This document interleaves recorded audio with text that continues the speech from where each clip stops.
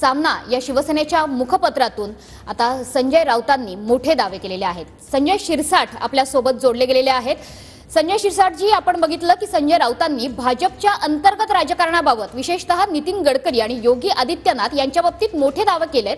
भाजपच्या अंतर्गत राजकारणात नितीन गडकरींना पाडायचं असं काही चित्र होतं अशी सुद्धा राजकीय चर्चा आहे। यात तथ्य वाटतंय का तुम्हाला? तुम्ही त्यांचे मित्रपक्ष आहात।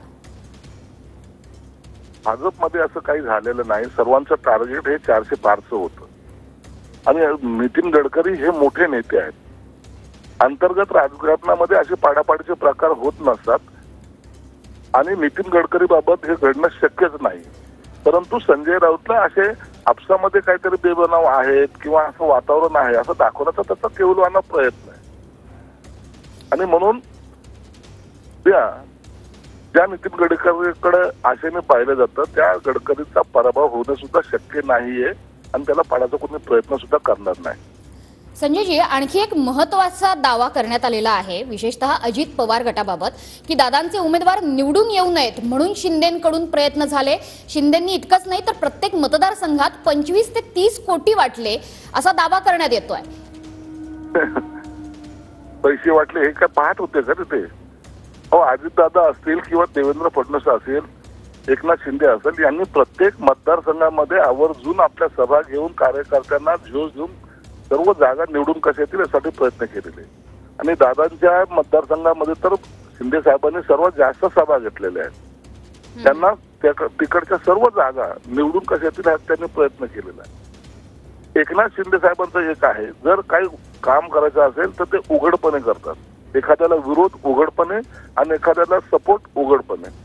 मनात एक आणि काम एक असं त्यांचा स्वभाव नाहीये। म्हणजे महायुतीमध्ये पाडापाडीचं राजकारण झालं नाही, महायुतीत सगळं काही आलबेल आहे आणि इथून पुढेही राहील असा विश्वास तुम्हाला वाटतोय का? निश्चितच आलबेल आहे आणि आलबेल राहील आणि आणखी महायुती ही मजबूत राहील। मात्र एकंदरीत जर लोकसभा निवडणुकीचं चित्र बघायला गेलं तर बऱ्याच ठिकाणी प्रचार सभांमध्ये जिथे दादांचे उमेदवार उभे आहेत त्या ठिकाणी आपला जोर कमी पडतोय अशी सुद्धा चर्चा राजकीय वर्तुळातून ऐकू येत होती। जोर कमी पडत नाहीये। एक तर या उन्हाळ्याच्या वातावरणामध्ये प्रत्येक ठिकाणी प्रत्येक नेत्याला पोहोचणं शक्य नव्हतं, तरी ज्या ज्या ठिकाणी शक्य जाणं झालं त्या ठिकाणी नेते हे गेलेले आहेत। मग जाणकारापासून तर महायुतीच्या प्रत्येक नेत्यापर्यंत पोहोचण्याचा प्रत्येक नेत्याने प्रयत्न केलेला आहे आणि म्हणून असं काही वातावरण कधीच नव्हतं।